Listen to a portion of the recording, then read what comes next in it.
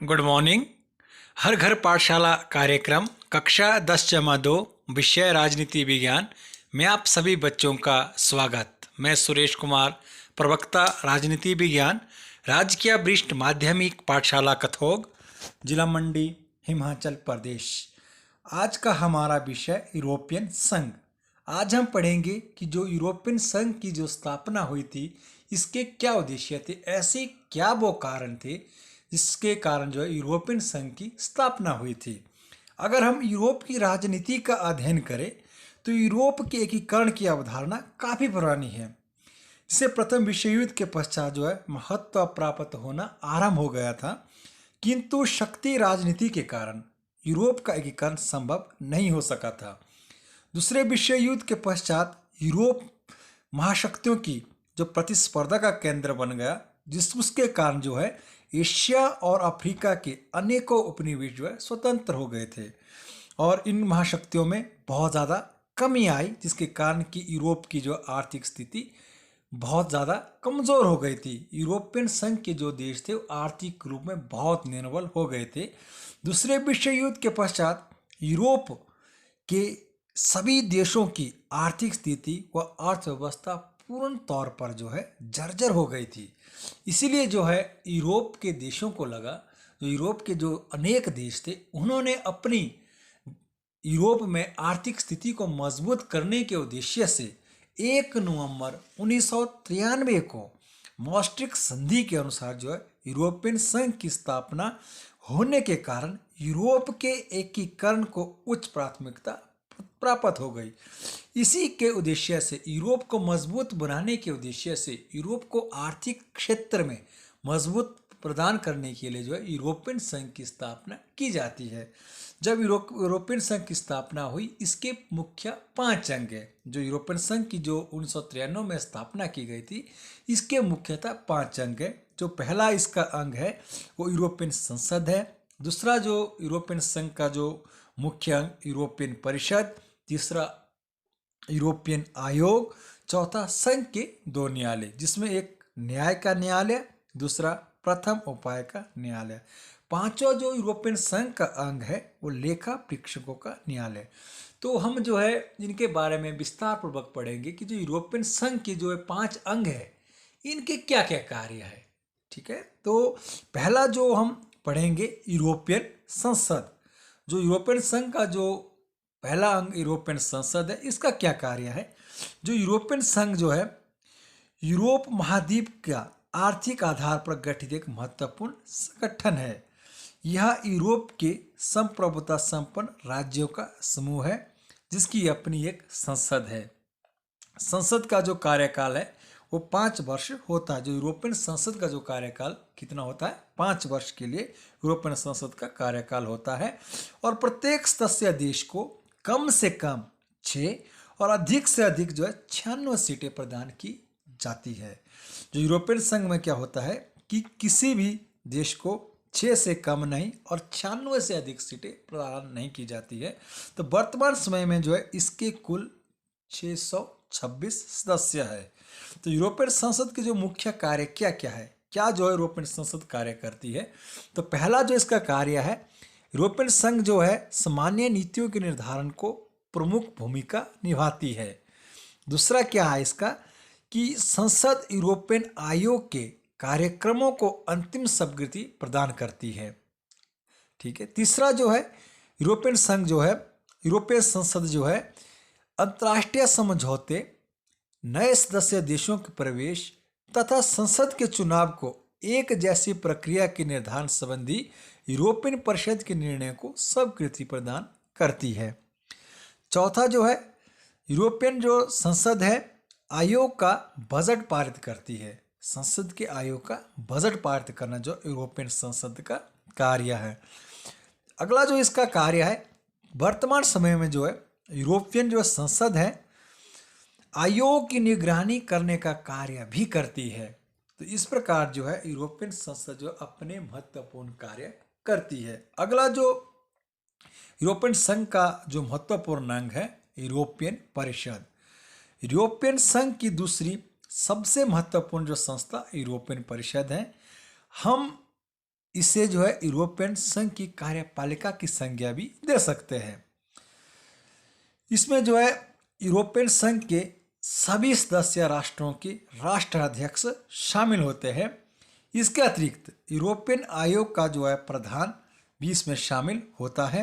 इसके सदस्यता के सभी सदस्य राष्ट्रों के विदेश मंत्री होते हैं। जो यूरोपियन परिषद के जो सदस्य होते हैं वो सभी देशों के जो है विदेश मंत्री जो है इसके सदस्य होते हैं।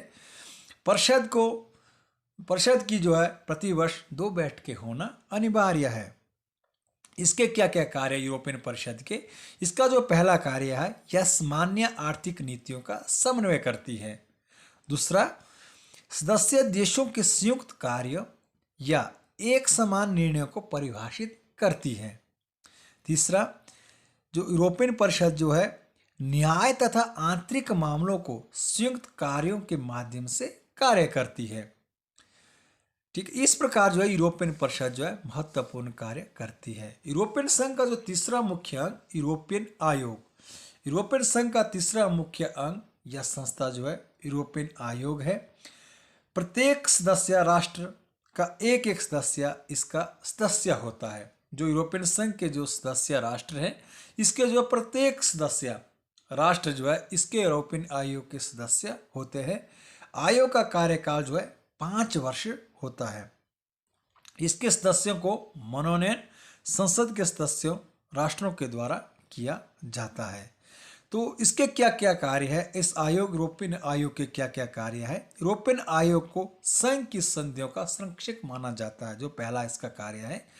दूसरा, आयोग अपने सदस्यों में से एक को अपना प्रधान चुनता है। अगला क्या कार्य करता है?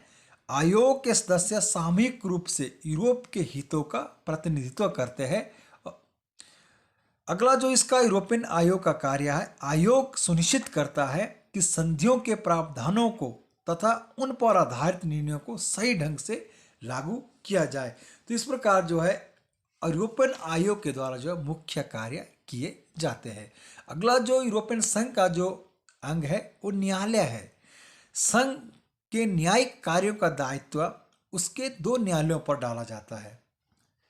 एक है न्याय का न्यायालय और दूसरा है प्रथम उपाय का न्यायालय। दोनों न्यायालय के न्यायाधीशों की संख्या 15-15 निश्चित की गई है। न्यायाधीशों की नियुक्ति सदस्य राष्ट्रों की सहमति से की जाती है। ठीक है, तो इसका जो न्यायालय के न्यायाधीशों का कार्यकाल 6 वर्ष होता है। न्यायालय के न्यायालयों के मुख्य कार्य इस प्रकार से है। क्या क्या न्यायालय जो क्या क्या काम करता है?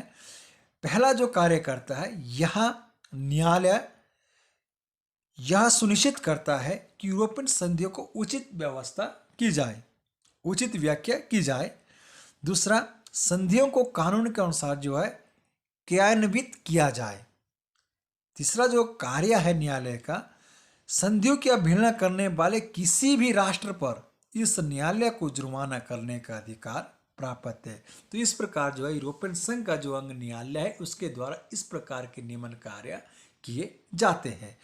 अगला जो यूरोपियन संघ का अंग है लेखा परीक्षकों का न्यायालय। यूरोपियन संघ की जो 5वीं मुख्य संस्था लेखा परीक्षकों का न्यायालय है। इसके कुल 15 सदस्य होते हैं। इसके क्या क्या कार्य है? इसके 2 तरह के कार्य जो है लेखा परीक्षक के न्यायालय द्वारा किए जाते हैं। पहला, इस न्यायालय का यह कार्य है कि संघ को जो धनराशि एकत्रित करता है तथा उसका किस प्रकार व्यय किया जाता है वह कानून के अनुसार है अथवा नहीं, इस प्रकार जो लेखा परीक्षक के द्वारा कार्य किया जाता है। दूसरा, लेखा परीक्षक के द्वारा यह सुनिश्चित किया जाता है कि संघ का वित्तीय प्रबंध कुशलतापूर्वक किया जाए। तो इस प्रकार जो है यूरोपियन संघ का जो अंग लेखा परीक्षक है उसके द्वारा जो मुख्य कार्य यह किए जाते हैं। तो आगे हम पढ़ेंगे कि जो यूरोपियन संघ के उद्देश्य थे, स्थापना के क्या उद्देश्य थे कि यूरोपियन संघ की स्थापना की जाती है, इसके बारे में हम पढ़ेंगे कि जो स्थापना का क्या मुख्य उद्देश्य था।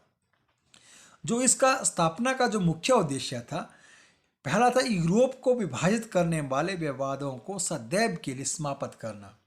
जो यूरोप में विवाद उत्पन्न हो रहे थे उन विवादों को सदैव के लिए समाप्त करना यूरोपियन संघ का मुख्य उद्देश्य था। दूसरा जो यूरोपियन संघ का उद्देश्य था, यूरोप की प्रतिष्ठा को पुनः स्थापित करना तथा आर्थिक शक्ति और सांस्कृतिक परंपरा के अनुकूल भूमिका निभाना। अगला जो यूरोपियन संघ का उद्देश्य था, सभी यूरोपियन संघ सभी यूरोप के सदस्य राष्ट्रों की कृषि की उन्नति हेतु एक जैसी कृषक तथा कृषि नीति तैयार करना, ताकि कृषि नीति का उद्देश्य कृषकों की आय में वृद्धि और उन्हें संरक्षित रखना यूरोपियन संघ का मुख्य उद्देश्य था।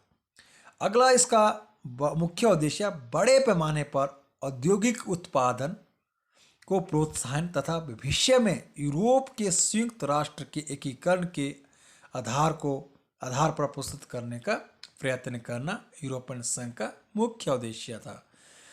अगला जो यूरोपियन संघ का उद्देश्य था कि यूरोपियन संघ के सभी राज्यों को ऐसी नीति तैयार करनी चाहिए जिससे कि किसी को भी समान रूप से आर्थिक उन्नति के अवसर उपलब्ध होते रहे। अगला जो यूरोपियन संघ का उद्देश्य था, संघ के सभी लोगों के जीवन स्तर को ऊंचा उठाने का प्रयत्न करना। यूरोपियन संघ का मुख्य उद्देश्य यह भी था कि रोजगार के अधिक से अधिक अवसर उपलब्ध करवाना। अगला जो यूरोपियन संघ का मुख्य उद्देश्य था, विदेशी पर्यटकों को प्रोत्साहित करना ताकि यूरोप में अधिक से अधिक विदेशी मुद्रा आ सके। तो इस प्रकार जो यूरोपियन संघ की जो स्थापना की गई थी, इसके कुछ मुख्य उद्देश्य निर्धारित किए गए थे। इसकी स्थापना के मुख्य उद्देश्य इस प्रकार से निर्धारित किए गए थे ताकि यूरोप का जो है संतुलित विकास किया जा सके। तो आज का हमारा विषय यही था, यूरोपियन संघ।